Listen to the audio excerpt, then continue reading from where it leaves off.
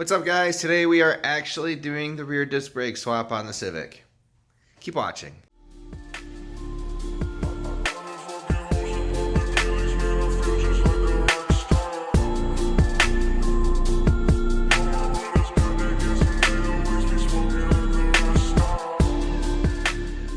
Alright guys, so I'm going to go over what you need in order to do this swap on your own car. First of all, you need a Honda Civic. If you don't have one of those, then you can't do a rear disc brake swap on a Honda Civic. Second of all, you need emergency brake cables. These are off of an Integra. From what I've been told, they don't seal right on this end in the Civic, but they do work, so we'll see what happens.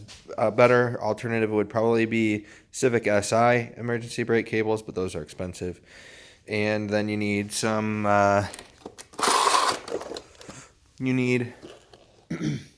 rear brake lines. I have these braided brake lines for a Civic Si. I believe Integra ones will work as well. I do have Integra brake lines if we need them, just the little rubbery ones. The other thing that you need are the brake components. So you need rear calipers and rear caliper brackets and pads and rotors.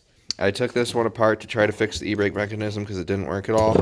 Now this whole caliper is broken, but it's okay because we're not actually going to be using these calipers in the end.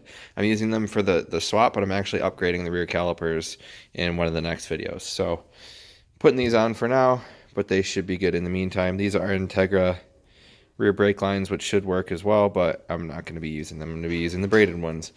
The last thing that you need are spindles. And by spindles, I literally mean the actual spindle back here. That's all you need. You don't need the whole, you don't need, I believe the hubs are the same. You don't need a trailing arm, but it makes it way easier if you have this whole thing already assembled and ready to go in the car. So it's best just to buy the whole trailing arm with the spindles already on them. That should be it. Nothing on my car should be seized, hopefully. It's all a pain in the butt if it's seized, so I apologize if you run into that situation. I'm not really going to show you how to fix it if you do run into that situation. However, I do have to work with this stuff on my buddy's car soon, and we'll be making videos on that. So subscribe to the channel if you want to see how to get stuck parts off, or watch my older videos where I do some of it.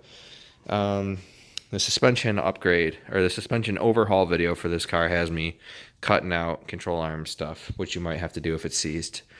But we're just going to do your regular by-the-book rear disc brake swap on this car now. So first things first, we have to put this thing up into the air. You stole my heart of gold after my silver soul.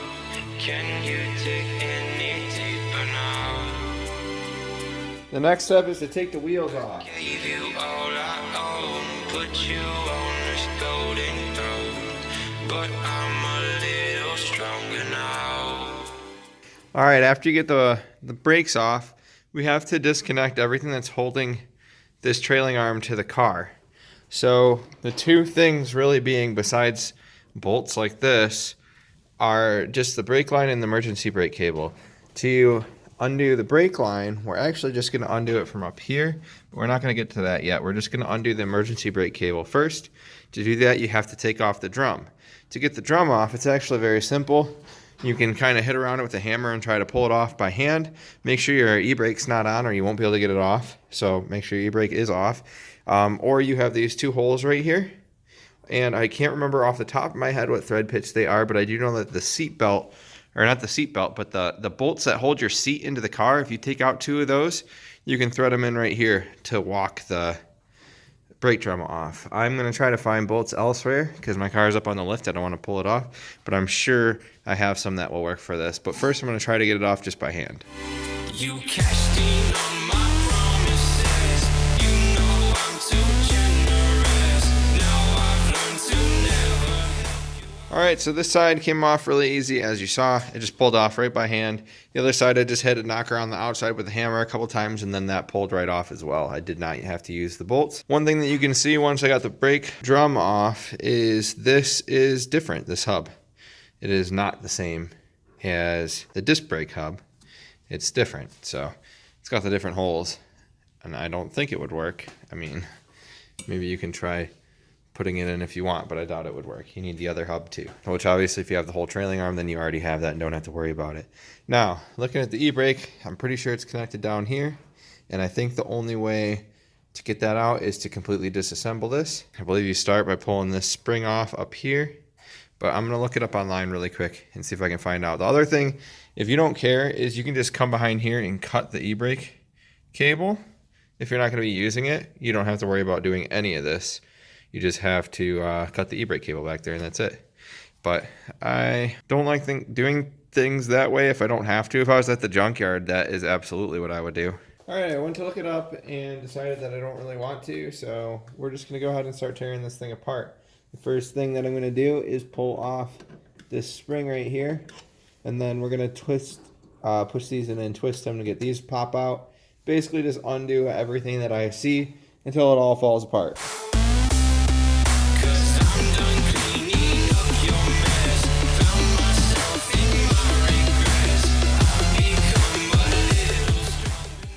I accidentally punched myself in the face really hard. So to get that out, do the bottom spring. It's way easier, the one that's down there. And then just kind of, well, basically just do the sides and the bottom spring, and then everything else will just pull out. It's pretty self-explanatory how it comes out. If you ever want to put this back, or think you might not finish the job or something, take pictures of this before you take it apart. But now all I'm left with is this, and this has to somehow compress and go through, but I can't figure it out. So unfortunately, I do have to look it up. I've been trying for 10 minutes or so, and I can't get this thing out. So according to the service manual, you take a 12mm wrench and you run it down here, and then you run it all the way back if you can, and it's supposed to pinch it down. Now I ran a 13 on there a few times because the 12 is too hard to get on there, but might just have to use a hammer or something to help it. Try to get it all the way down there. Once you get the 12 all the way down to the end, it should allow it to push through. It should squeeze all these tabs down. All right, so I got this on there all the way just by hammering it on, and I can't get this to go through, and I think it's just because this doesn't have much flex right here, and it can't fit through that hole. So I think we have to pull the e-brake cable out this way. It should fit through that hole. Let me try to figure that out maybe. All right, so it was working. It's partially through now. I just had to hammer this thing through, and it kind of pulled this through. I took the wrench off. Now we just need a little bit more slack in this so that we can pull it the rest of the way through. If we come down here, I'm gonna shut this light off really quick. If we come back here, there is, I believe, a 12mm bolt right there. We're gonna take that bolt out, and that should give us enough slack to pull the e-brake through and down underneath the car.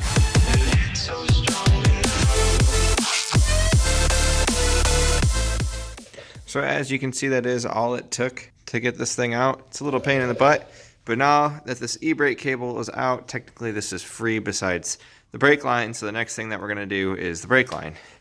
So we're not disconnecting it from the trailing arm. We're actually just disconnecting it from here because we got to replace this entire rubber brake line anyway.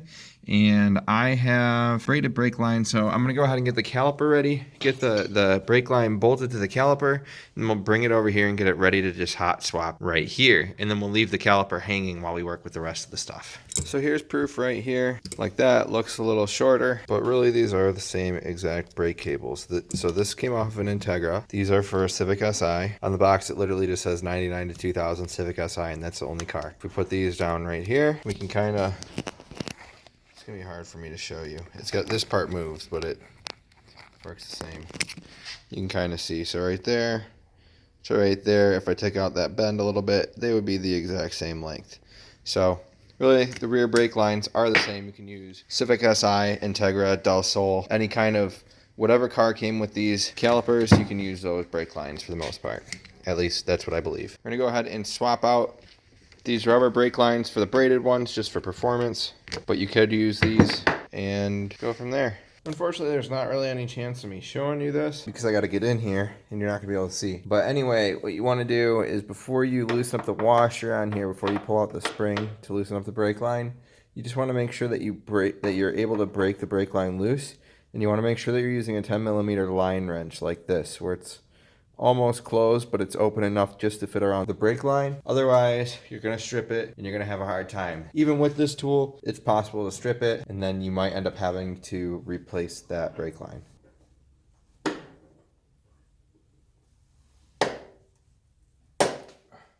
All right, luckily mine broke loose. We want to be able to hot swap these pretty quickly, so I'm going to pull the spring out first before the brake fluid starts dripping. After I pull the spring out, then I'm going to loosen this and hurry up and switch the lines to make sure the least amount of fluid comes out as possible. So now I have the caliper hanging here by a bungee cord. Obviously, this is going to have to move after we get it attached, but that's totally fine. We'll just move it somewhere back there to get it out of the way. But for now, this is perfect because it will allow me to hurry up and connect the brake line up here if I'm not holding it on the camera. So I'll be able to plug the brake line in right into there and thread this back into the new brake line quickly to lose the least amount of fluid. I also want to mention that I have this piece, which is this part of the brake line right here off of the Integra that I pulled it off of. And it's completely stripped out. As you can see right there, I had to use vice grips to get it off. But the end is pinched here, and that should keep brake fluid from dripping out. So after I get this out, I'm going to thread this into the end of it to keep it from dripping all over the place. I also found that the best way to remove these springs is to take vice grips like this, grab right here, or not vice grips, but channel locks like this. Grab right here and just kind of pull down as you're squeezing, and do that on both sides and just walk the spring out.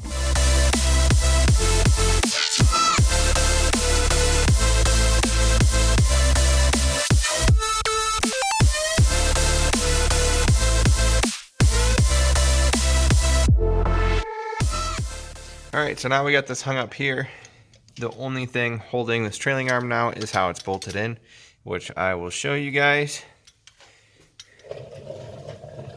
If we come over here, we have this one bolt right here. You can't get this one out until the trailing arm's out of the car. So you do have to take this one out first. And then you have this one right here and one on the other side. And then you have this one right here. And then you have this one up here. And that's it. Then the whole trailing arm should come out, and then you swap the new one in, hook up the new e-brake, and bolt the caliper on. Now, if we come under here, we have to start putting the new e-brake in. So if we come under here and look where it goes up there. And if we follow it down here, it goes underneath this heat shield. It goes up into the car up there. So we have to take this heat shield out. To get the heat shield out, we have to take the exhaust down. So hopefully my gaskets don't break apart when I do this. The exhaust should come apart pretty easily in two places. So I'm going to take it apart back here where you're supposed to. And then you can also unbolt it right here. But my stuff is completely rusted, and I'm not going to bother with that. I'm just going to unbolt it all the way up here where my new flange is, up there where the downpipe bolted up, because I know that's not going to be seized. So we're just going to take out this whole center piece of exhaust because it's going to be super easy. And then we'll take that heat shield off back there, and we should be able to get to where the emergency brake cable goes into the car. So we'll go ahead and take care of that right now. You cashed in on my promises. You know I'm too generous. Now I've learned to... So you guys saw me pull the exhaust off, but I think my phone died before I pulled the heat shield off. But if you take a look up here, there's no heat shield. That's where the e-brake cables go right into the car.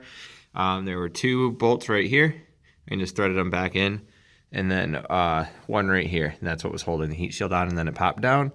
And now you can see we have access to the e-brake cables, and we gotta go ahead and pull those, or push these through from up top. So I hope this is all I need to get the e-brakes out, because it's kind of hard to get in and out of here on the lift. But my car didn't normally have an armrest, so I just have the two screws here, one here and one here. If your car came with an armrest in it, then you're gonna have another screw here and another one further back on both sides. And you'll have to move the seats forward and back to get to them, but you can get to them. So I'm just gonna undo these and show the e-brake cable stuff underneath here. So if you look right here, we got everything exposed. All you have to do is undo these two bolts right here, and then these e-brake cables kind of slide through the side here. So this, once you undo this, these will be loose enough where you can kind of turn this and get the cables out. And then once you get the cables out, you kind of can pop them out from underneath and just pull them through. Now, you got to feed them up. They kind of go through like back here underneath the carpet, which you can't really get to, but it's not too difficult. The carpet's loose enough to get them in and out of here without too much effort. So I'm going to go ahead and undo these and then pull these out, and then I'm going to go underneath the car. All right, so this piece kind of bent it a little bit, but it's pretty tight around the e-brake cable. So after you unbolt it, you have to slide it forward, and you kind of got to feed it underneath this and then pull it up off the e-brake cable. After you do that, like I said, you can kind of just turn this to get these out. And I pushed them back a little bit, but there's not really too much else you can do from up here. You have to pull them out from underneath, but it's pretty easy to get them out. So just to show you how easy this is, I popped this out with a screwdriver right here, and then you just take this, and you should be able to kind of feed it through.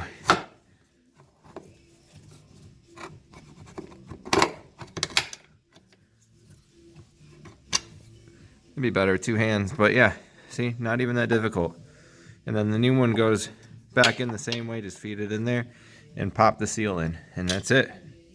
Now, we have to come over here and undo it the rest of the way. But I think before I do that, because this, from now on, this is like the fun stuff, I am going to put the caliper on the other side, because that's the least fun part. So I'm going to take this brake drum over here apart and get the caliper over here. So yeah, we'll go ahead and get going on that. Help you out, 'cause I'm done cleaning up your mess. Found myself in my regrets. All right, I got this side out. One of the ends of the wheel cylinder popped out, so I got brake fluid kind of everywhere, which sucks a little bit because I don't want to step in it. But now we're at the point where we just got to get the e-brake out of this side.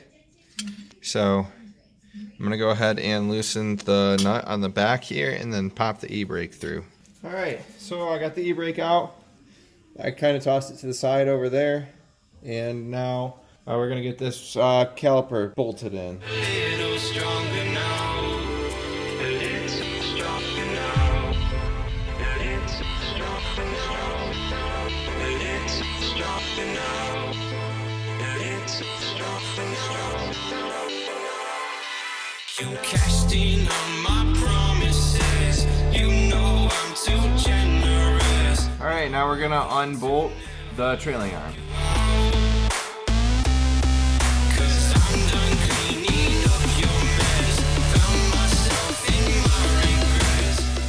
All right, so here are the two trailing arms side by side. So if you look at them, you can see the only difference between the two is this right here. These two little tabs that the caliper bolt onto. You can see they're not on that one, they are on this one. Now there is a company, I forgot to mention this, that makes something that bolts onto this spindle that basically just adds these tabs right here to this.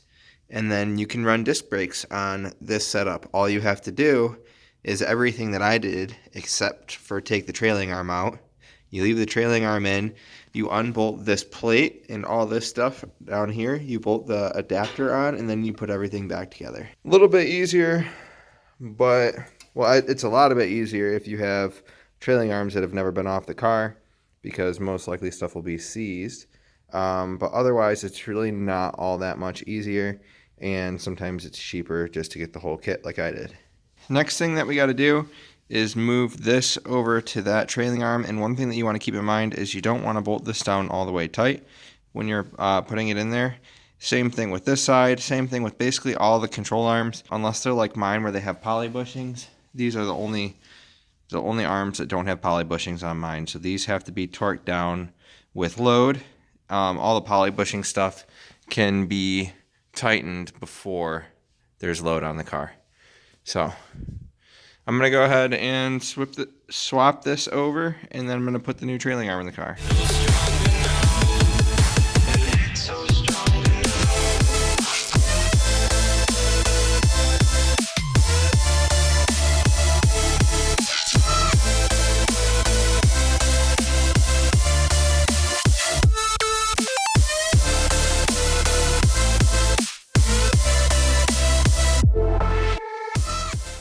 So I just want to say that I take back what I said about this earlier. I ended up having to tighten it down without load on it because this bushing is so stiff that I had to take a pry bar and pry this thing in to get to the toe to where it was.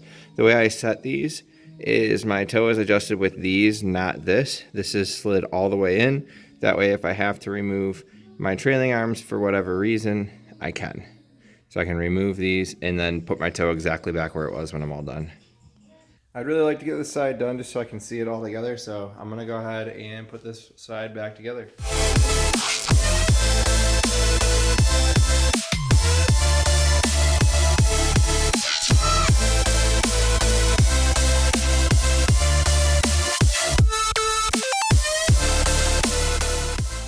All right, there it is. There's one down. Like I said, these aren't the brakes that are gonna be on here permanently.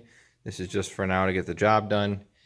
These are the ones that came on it from the junkyard. So just getting the job done here. I need to kind of do something with this line a little bit. It's not sitting right, so I think this needs to be rotated.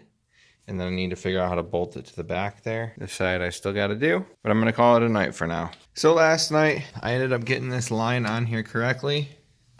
I figured out I had the wrong bracket on the back. So there's the correct bracket on there now holding the brake line. It's not like twisted weird or anything anymore. And it's all hooked up. Looks like it's leaking a little bit. So I'm gonna crank that guy down. Then we're just gonna go ahead and do the other side. I'm not gonna record installing this on the other side, just because this video has been so long so far. But I will record putting the e-brake cables in. Okay, I got both sides done, so I'm gonna go ahead and install the emergency brake cables.